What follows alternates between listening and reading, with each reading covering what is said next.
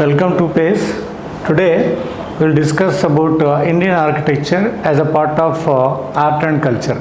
You all know that art and culture paper is also very important in the civils and other all competitive examinations. So today as a part of that art and culture we will discuss about Indian architecture.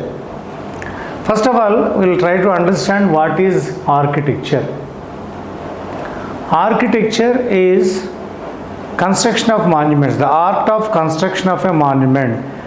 The imagination of a human being regarding the construction of a monument, if we add, then that imagination and that style or the method of construction of a monument is called as architecture.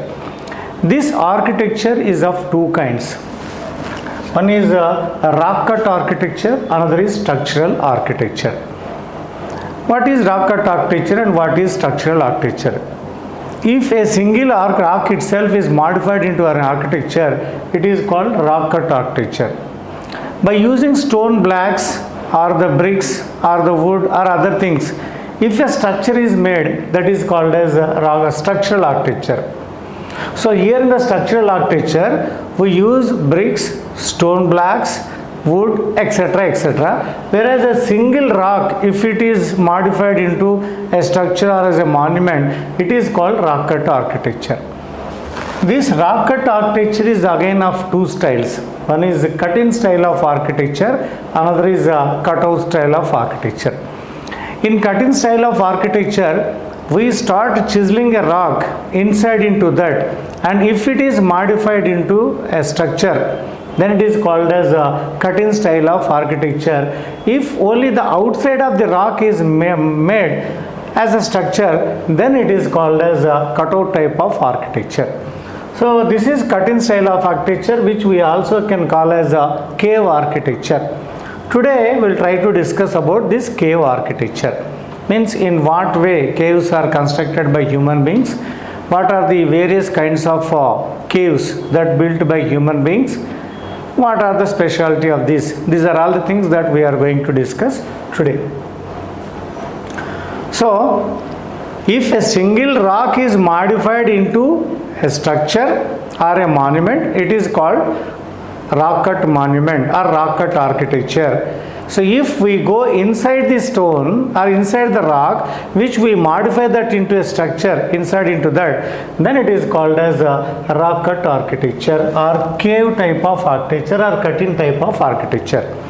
In earliest period, natural caves are inhabited by human beings to live there in that. Later he himself constructed certain monuments by using a single rock or into a single rock. So we are today discussing about such rocks or such rock cut architecture which are named as cave architecture. That means cut-in style of architecture. The evidences of earliest rock cut monuments in this country are many. Among them, the most important cave is Bhimbetka caves. Bhimbetka is a place which has many caves. They are located in Raisan district of Madhya Pradesh. So in this place, we have many rock cut monuments which are the caves. These caves are discovered in 1958 by Vishnu Sridhar Vakankar. He was a famous archaeologist. He found these caves. In what way these are important? This is a place which is the biggest prehistoric art depository there in this country, which have many caves which are not only saying about the prehistory and prehistoric activities of human beings. That means in what way the people they lived in the prehistoric ages. These are all the things that we can understand where such evidences are provided by prehistoric men itself, in what way they are.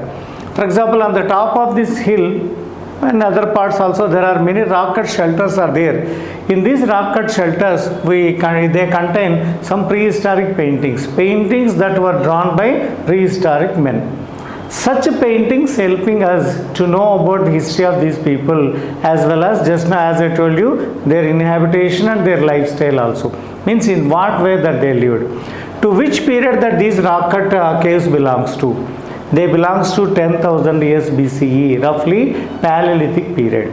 So from Paleolithic period, to Mesolithic period, the activities of the human beings that they started to paint on the rock cut shelters which are naturally formed. Rock cut I should not say because these are naturally caves. In these natural caves, there are some paintings what just now I told you, these helping us to know that in what way they lived. So this is one of the caves there in Bhimbetka, which are inhabited places for the prehistoric people of Paleolithic period. Just now I told you, these are the caves which say about the history of the people of Paleolithic period to Mesolithic period. That means there are many caves are there. Some of the caves in which Paleolithic people they lived and they continued living in this. By seeing the variations in the paintings what we see on the rock walls or on the walls of these rocks, we can say that these are the prehistoric paintings of Paleolithic period and these are of Mesolithic period, etc. For example, these are the caves and these are the paintings which belong to such period. So such paintings say what were the animals that these people they know. So the animals what these people have inhabited in those days we can understand, and the hunting scenes of such period also that we can understand by seeing these paintings. So these paintings say that animals which he hunted, animals which he inhabited, etc. also that we can understand. So these Bhimbetka paintings which we have seen, or Bhimbetka caves which we have seen, are natural caves. But we are discussing about such caves which are constructed by human being himself, or which are unearthed, or which excavated by human beings. So what are they? Among such caves, there in the western part of India, that is in the Deccan, again in the western part of Deccan, mostly we have many caves also.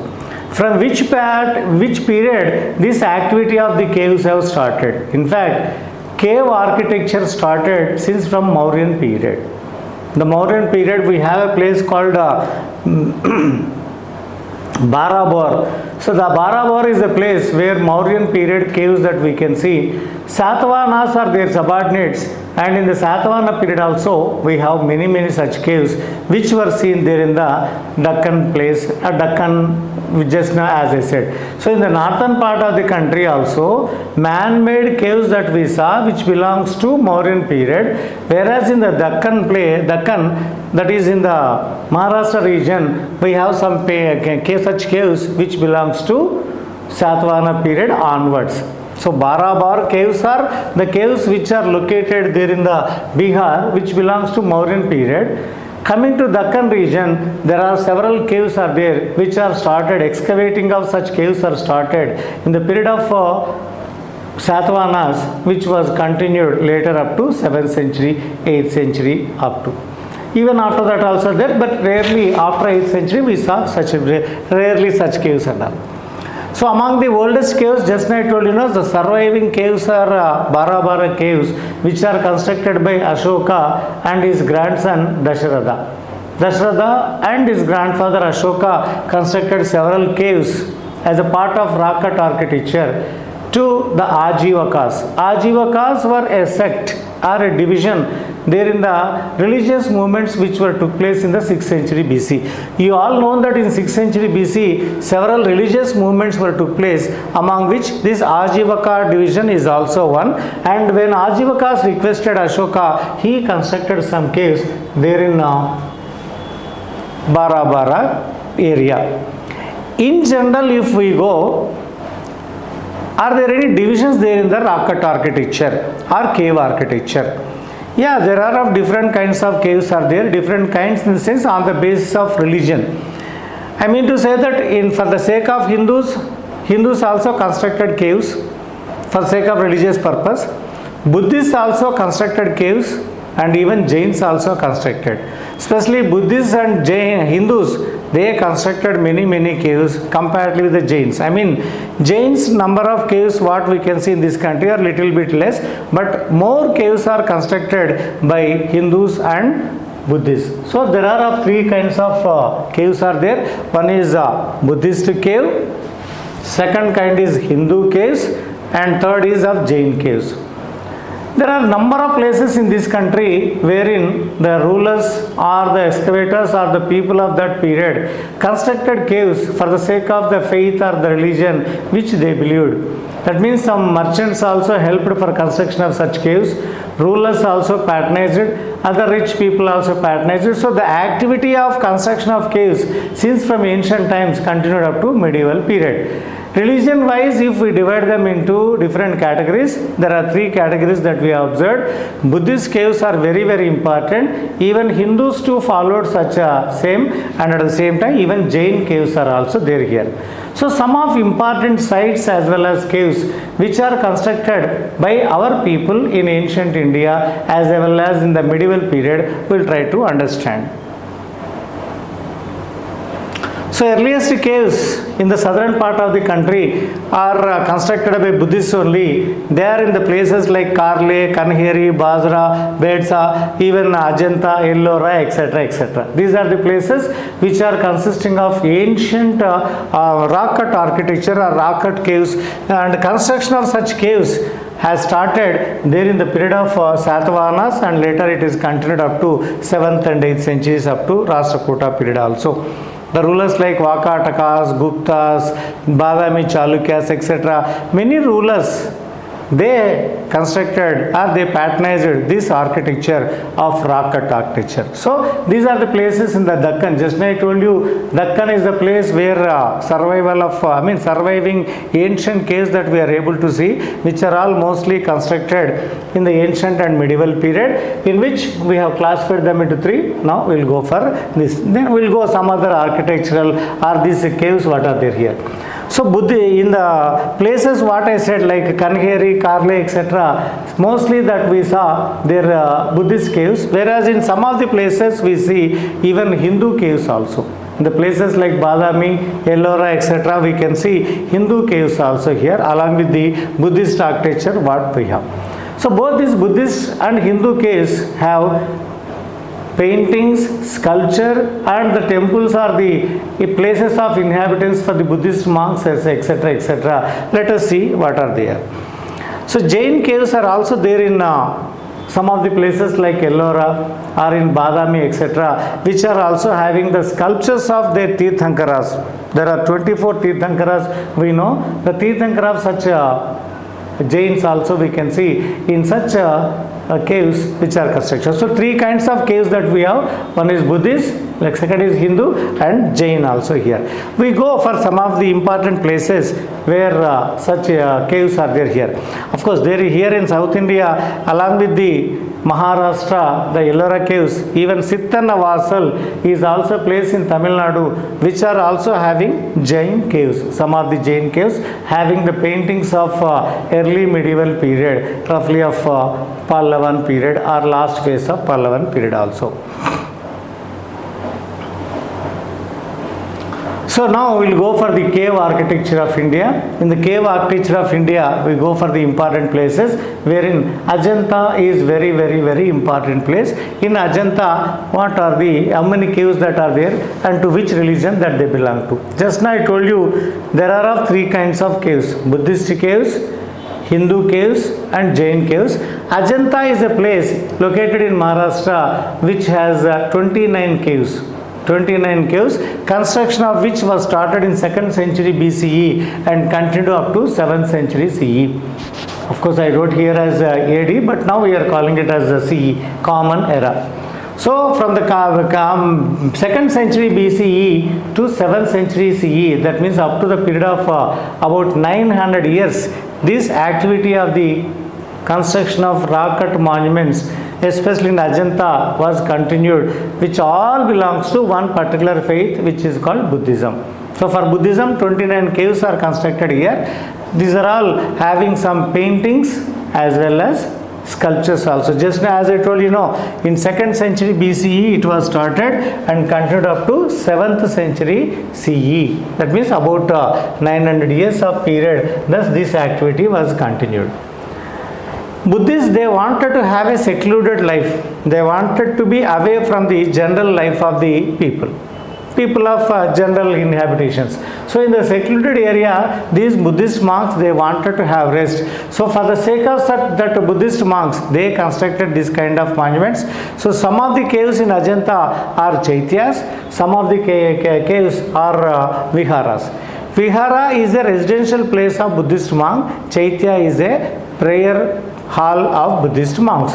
So here in this Ajanta, we have some Chaityas, we have even Viharas also, and that beautifully wall frescoes are also there here. That means in Ajanta, not only the sculptures, there are some beautiful paintings are also there, fresco paintings are there, which say the greatness of our ancient Indians, the advancement of art of our ancient Indians of ancient period, we can understand by seeing there. So there are different kinds of paintings are also there. By making some panels, they depicted the stories of Jataka stories. You all know that in Buddhism, several Jataka stories are there. So the themes of Jataka stories that they took, which are all depicted on the caves of some of the caves of Ajanta.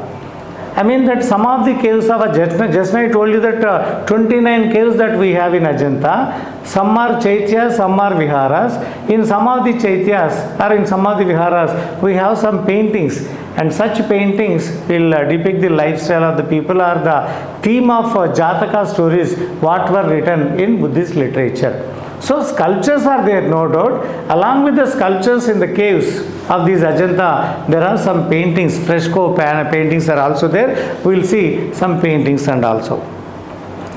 So here the walls of Ajanta have some paintings. Among such number of paintings are there. Among these paintings, two paintings are very, very important. One is Padmapani, another is Vajrapani, who is also called as Avalokiteshvara. In recent examinations also, the civils, a question was asked that in which among the following places the famous Padmapani painting of Lord Buddha is located. This is Ajanta. In Ajanta, many paintings are there. Among them, in cave number 1, there is a painting which is called Padmapani painting and Avalokiteshvara painting, which is also locally called as Vajrapani paintings. So these wonderful paintings, they say not only about the Buddha's images, even other flying apsaras, even dying princess, etc., are the famous paintings of them.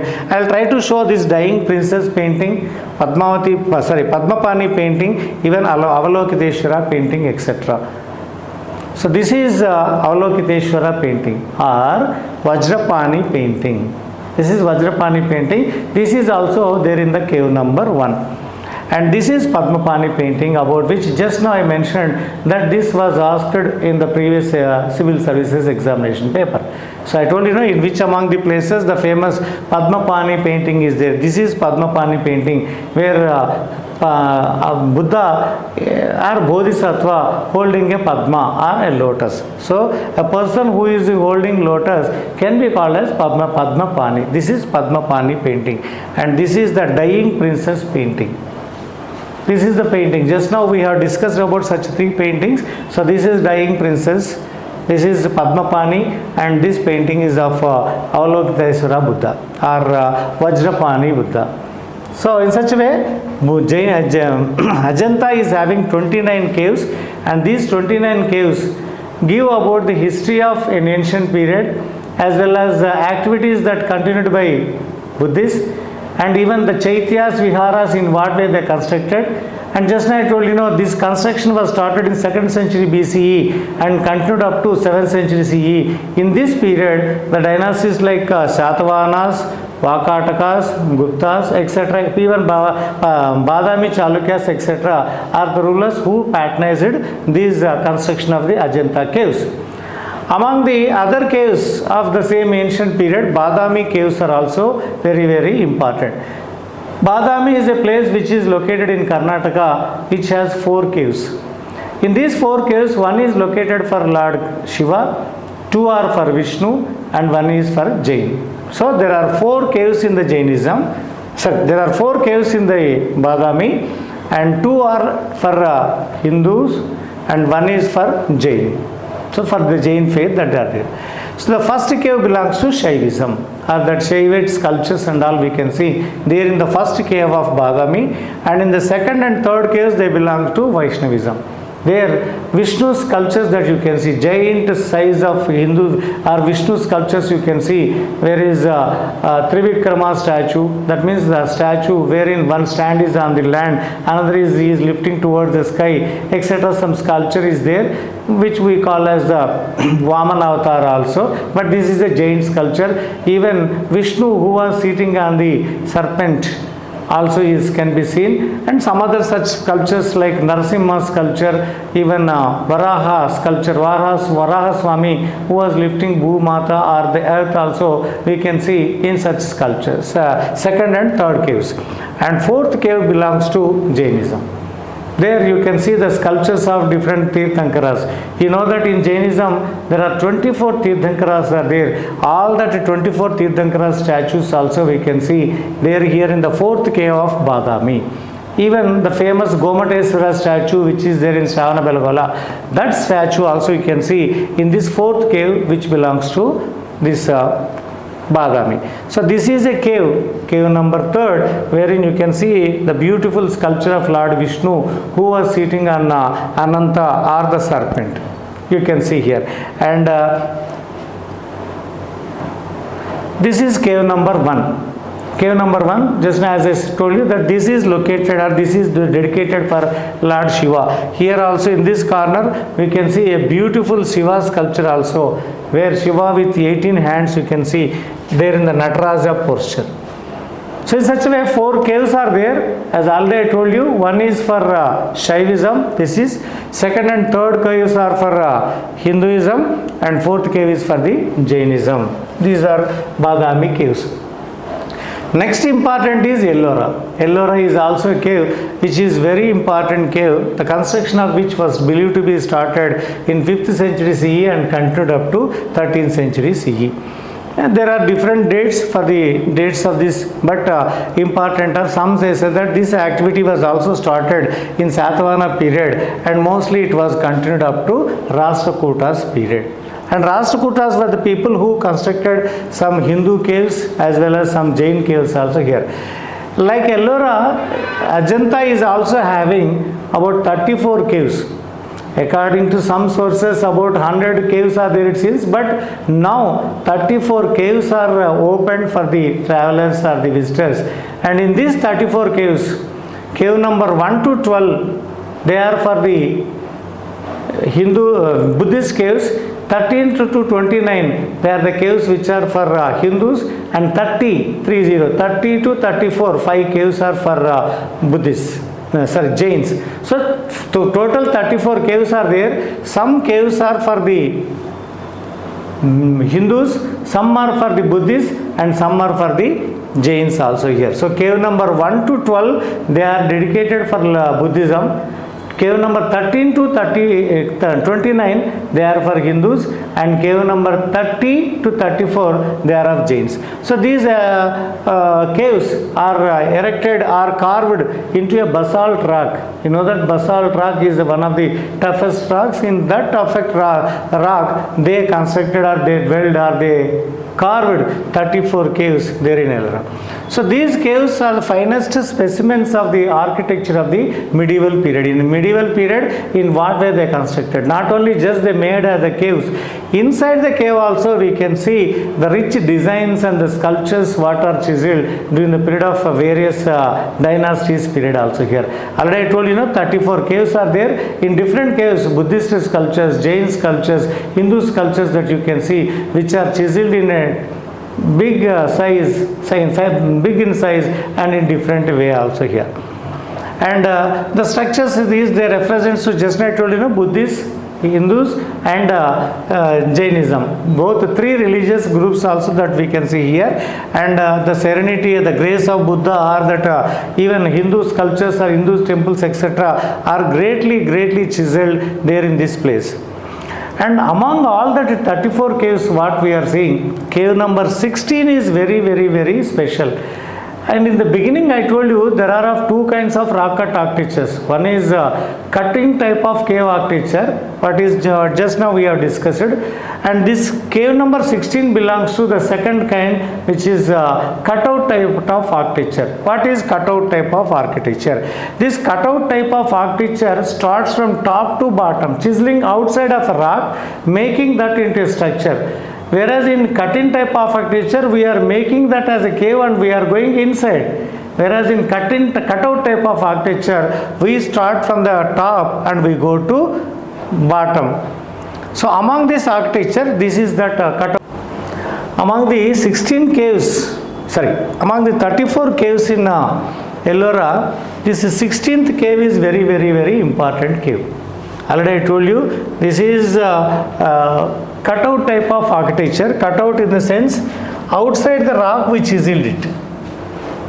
We started from top and chiseled bottom, mostly outside that we chiseled. This entire structure is made of a single rock.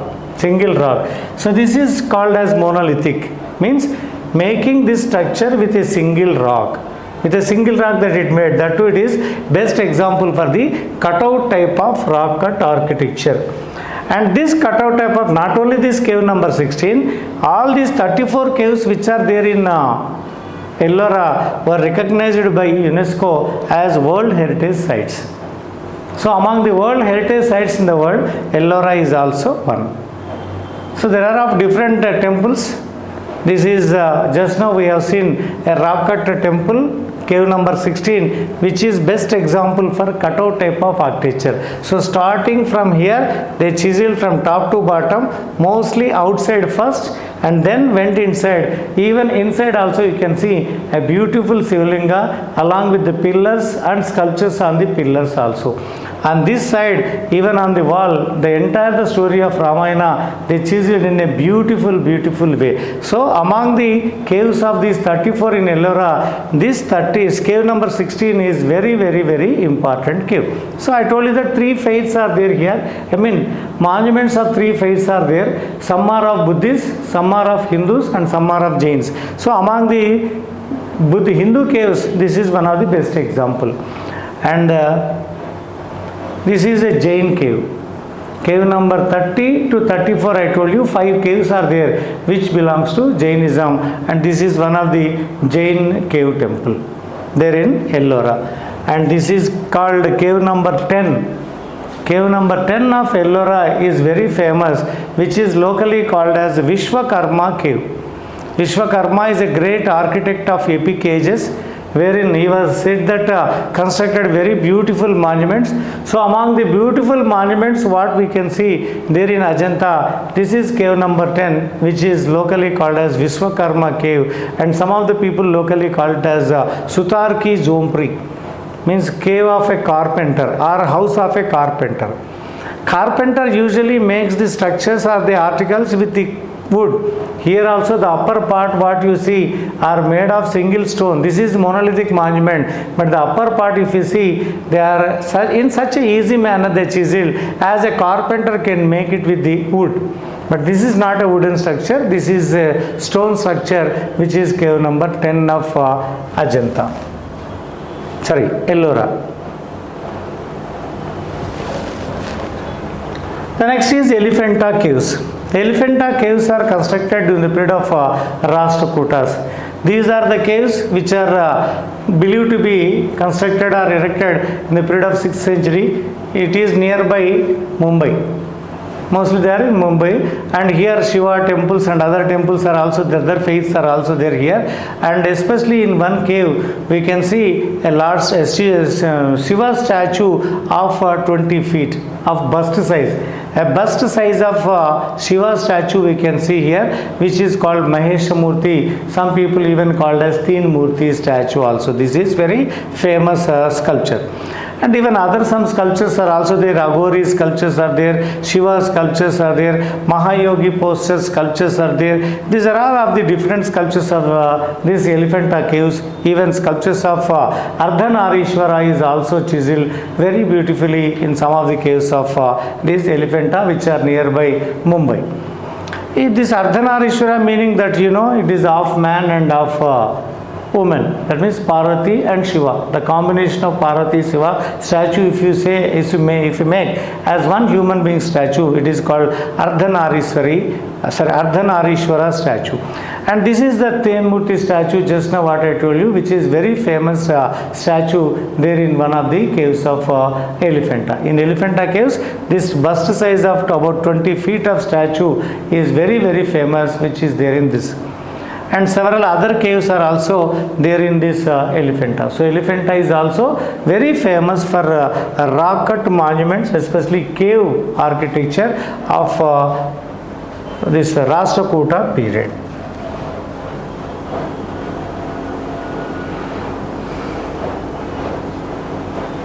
And there are, just now in the beginning itself I told you that there are several caves there in the Maharashtra which are constructed during the period of Satavahanas and later periods in ancient India. Among such caves, even these Mahakali caves are also famous, which are also located nearby Mumbai, and these are also Buddhist caves.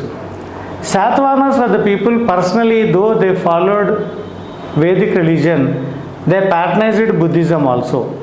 And Buddhism was in a good position or in a peak position in the Satavahanas period. Hence, by giving importance to the common people, these people patronized Buddhism also.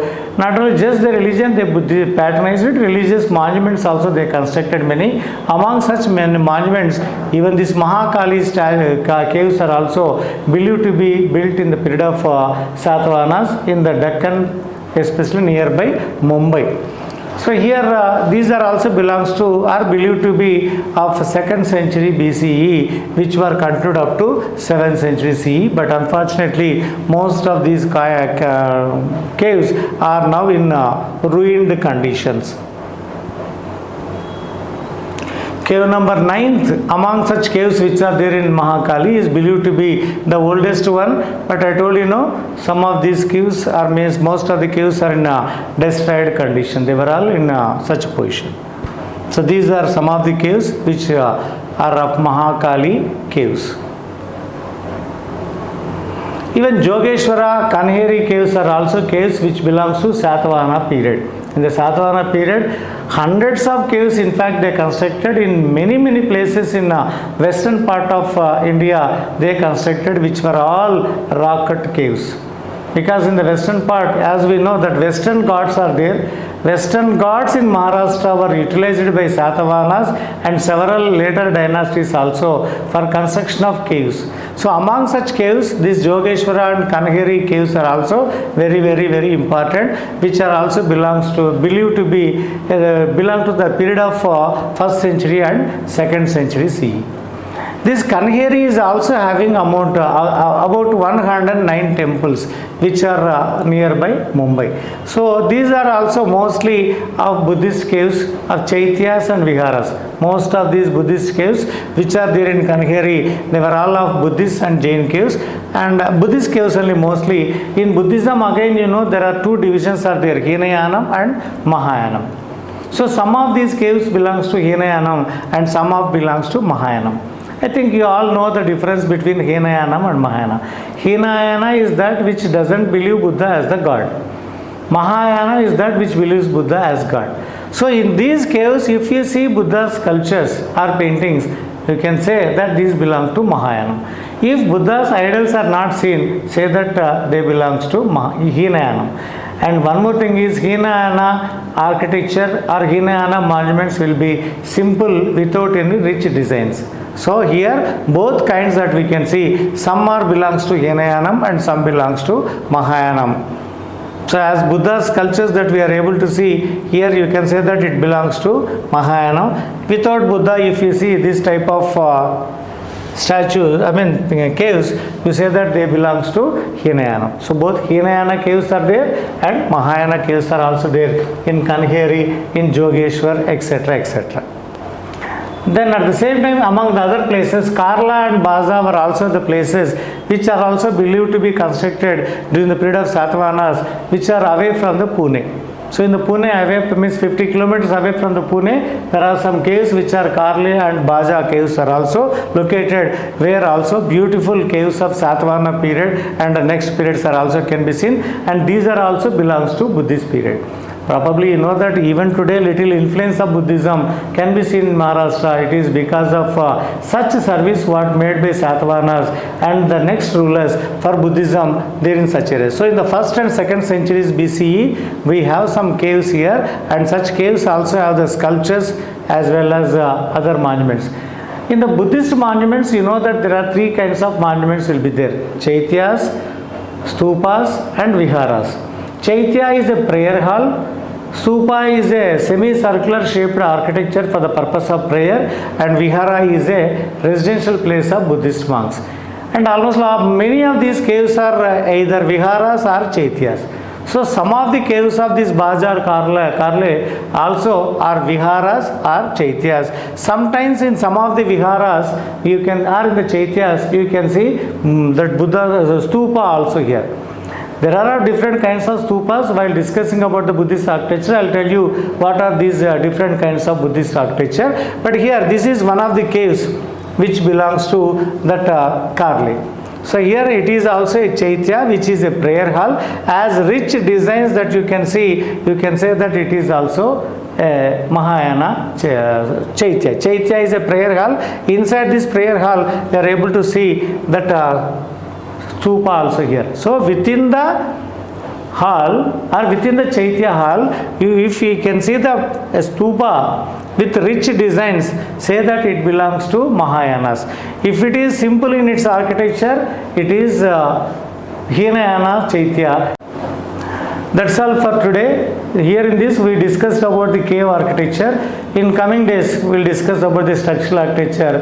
Mostly, very importantly, we will go for the temple architecture in India. Means Hindu architecture in India or structural architecture in India. Here in the structural architecture also we have differences between the northern part of the country, southern part of the country and central part of the country. These are all we will discuss in the coming session. Thank you.